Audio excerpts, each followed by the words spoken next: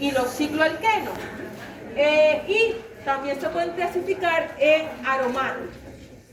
De los aromáticos tenemos los que son monocíclicos y los que son policíclicos.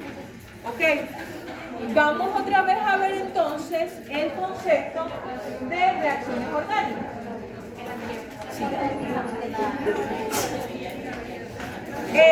Yo les decía que la clase pasada que las reacciones orgánicas son procesos en los que una especie interactúa con otra para generar una nueva especie o un nuevo producto.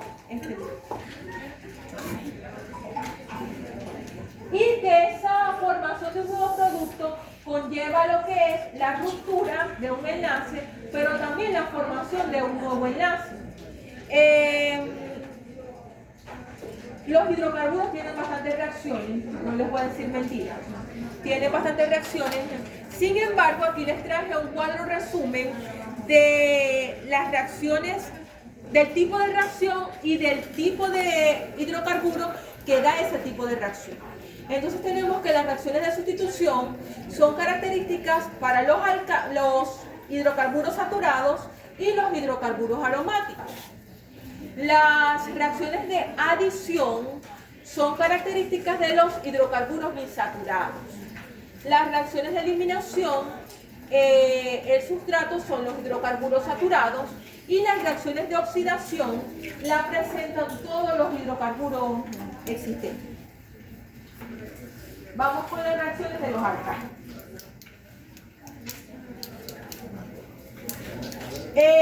Yo les decía, ¿verdad?, de la clase pasada, que los alcanos son compuestos que, por el tipo de enlace que ellos presentan, por su grupo funcional, ellos no son tan reactivos como otro tipo de compuestos orgánicos.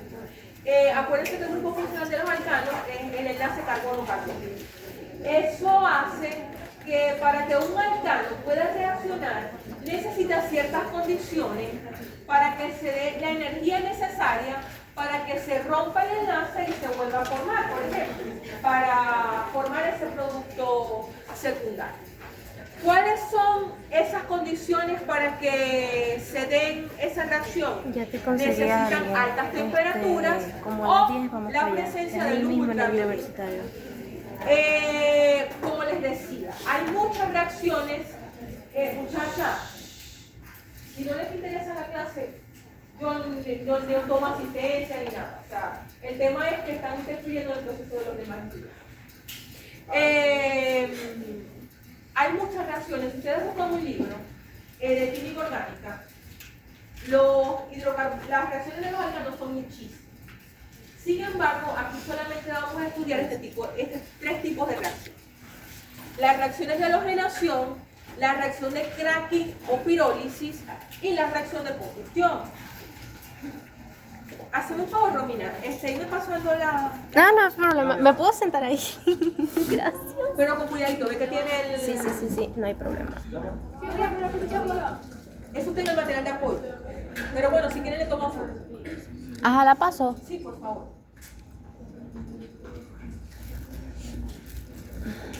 Ajá. Cuando nosotros colocamos ejercicio y ese ejercicio no tiene las condiciones para que se dé la reacción, ustedes pueden hacer dos cosas. Al menos con los alcanos. Le pueden colocar que no hay reacción o le pueden brindar, le pueden colocar que es calor o luz ultravioleta para que se dé esa reacción. ¿Ok? Ajá, Romina. Lo que pasa es que estoy con los dos. La primera reacción que vamos a estudiar es la reacción de halogenación. Fíjense que su nombre lo dice. A un alcano, que va a ser el sustrato, va a ser el compuesto orgánico, se va a utilizar como reactivo un halógeno. Esto, sin las condiciones adecuadas, esa reacción no se da. ¿Cuál va a ser esas condiciones? Pueden ser o calor o luz ultravioleta. Hay autores que describen que para que esta reacción se dé necesita condiciones vigorosas. Y lo dice así textualmente. Condiciones vigorosas. ¿Qué condiciones? de 250 a 400 grados centígrados. Son temperaturas bastante altas.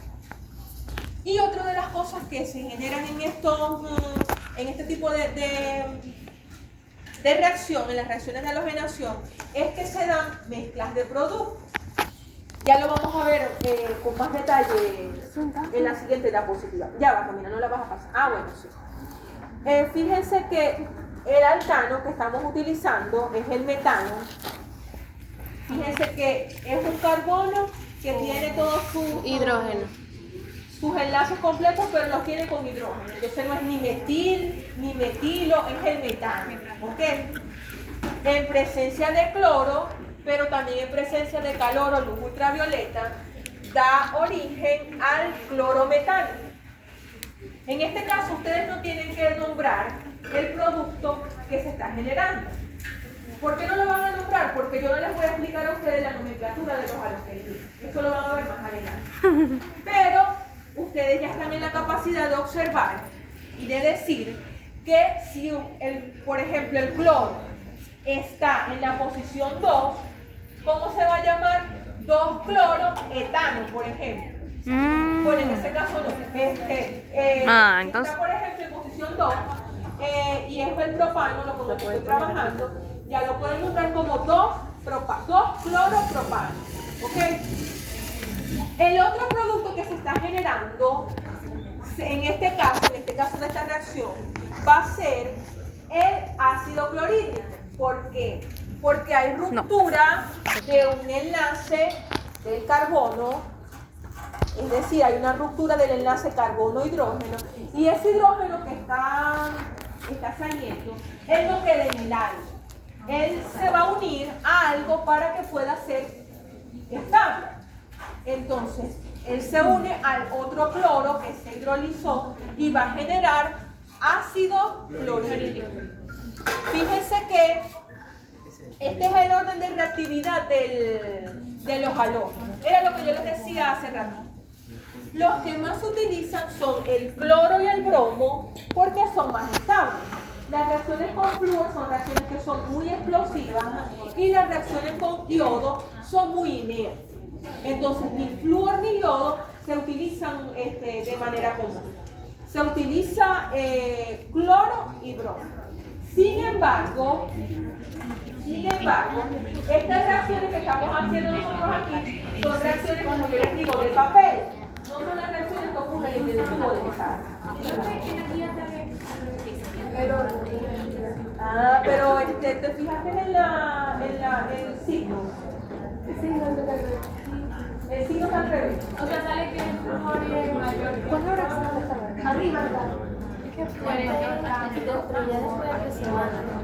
entonces el de la... Es el de la... Sí. Ajá.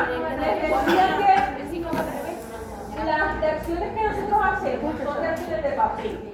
¿Okay? Entonces, si se les coloca flúor o yodo, ustedes la pueden hacer.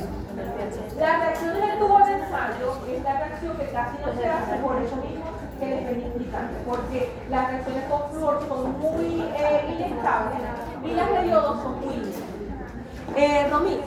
¿Ya?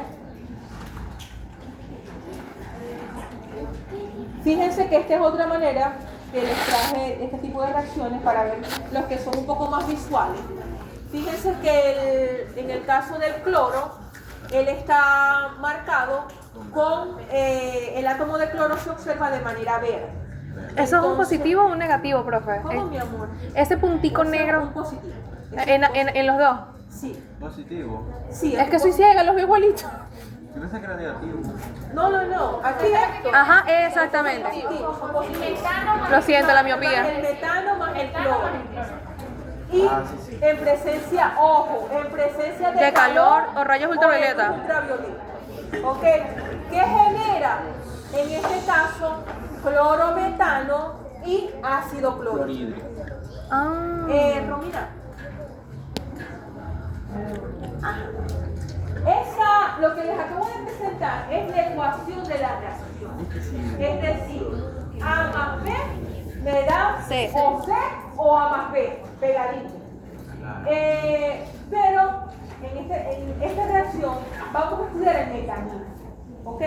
Y el mecanismo de las reacciones de halogenación se dice que se da en 3 pasos. El primer paso se conoce como iniciación. El segundo se conoce como propagación. Y el tercero se conoce como finalización.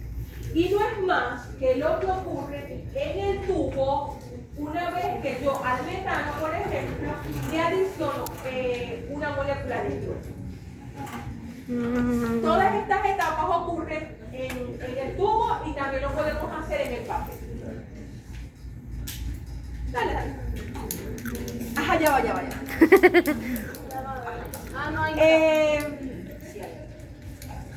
Uno de los aspectos importantes de este tipo de reacciones es que cuando se da la ruptura del enlace entre el carbono y el hidrógeno, esa ruptura es una ruptura homolítica. Y yo les decía en la clase pasada que las rupturas homolíticas generan radicales libres. Entonces, este tipo de reacción son muy reactivas. ¿Por qué? Porque los radicales libres son muy inestables. Entonces, se busca rápidamente la estabilidad. Cuando, por ejemplo, a ustedes se les coloca en el examen, que identifiquen el tipo de reacción. Ustedes van a decir, bueno, el sustrato es un halón. El sustrato es un alcano. El reactivo es un halógeno.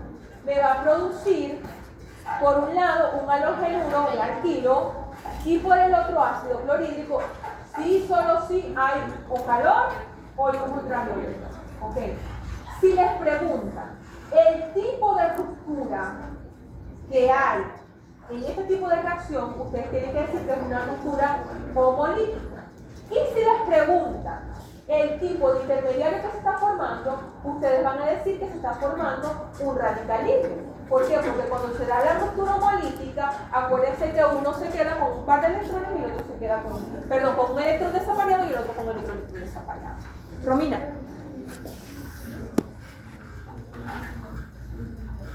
Dale. Fíjense. Primera etapa. Negativo, ¿verdad? No hay ni negativo ni positivo. Baja, ¿cree? Hay un puntito, porque se está generando radical libre.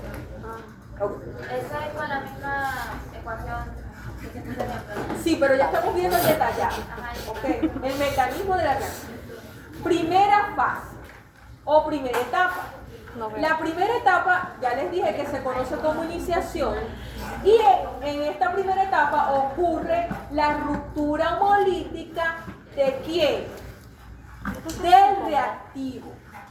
Lo primero que va a pasar es que el reactivo, es decir, el cloro, se va a romper homolíticamente para formar 2 radicales libres de cloro.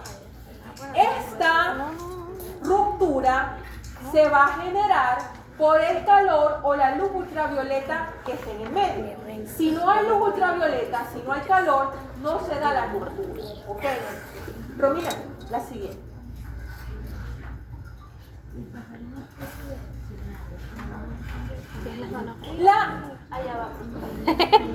Estamos en vivo y en directo.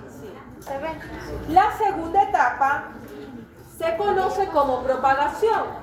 En esta segunda etapa se dan 2 reacciones, donde se consumen y se generan radicales libres. Todo esto, esta segunda parte, va a ocurrir en el sustrato. Entonces, la iniciación, la primera parte, se da la ruptura homolítica del reactivo. En la propagación, lo que se va a romper va a ser el sustrato. Romina. Ya lo vamos a ver aquí. Dale. Oh my god. Ahora sí. Fíjense. ¿Son punticos también o si son...? Son puntitos. Lo siento, profe, es que de verdad soy muy... Tranquilo. Y no se ve. Son puntitos. Fíjense. Primera etapa, iniciación, se rompió el cloro. Se rompió como homolíticamente, que generó dos radicales libres de cloro. Segunda etapa, propagación. En esta segunda etapa, lo primero que se da es la eliminación de un hidrógeno del alcano. ¿Ok? Se rompe, en este caso el alcano se llama metano, y se le arranca el hidrógeno.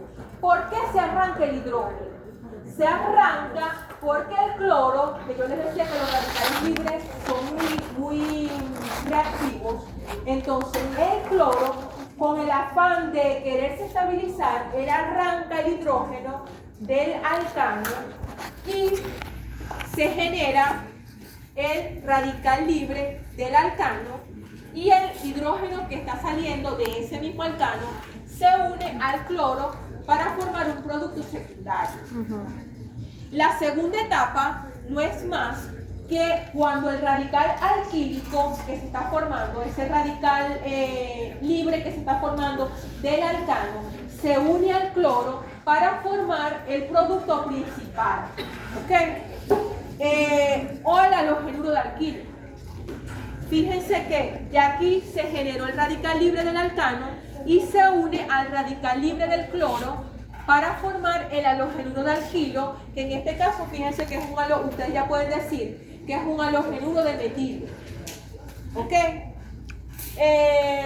Esta parte de propagación ocurre muchas veces, por eso se llama propagación. Acuérdense que es como cuando ustedes tiran algo desde lo alto y la onda se expande, la onda se va multiplicando. Entonces, por eso es el nombre de este segundo paso, propagación.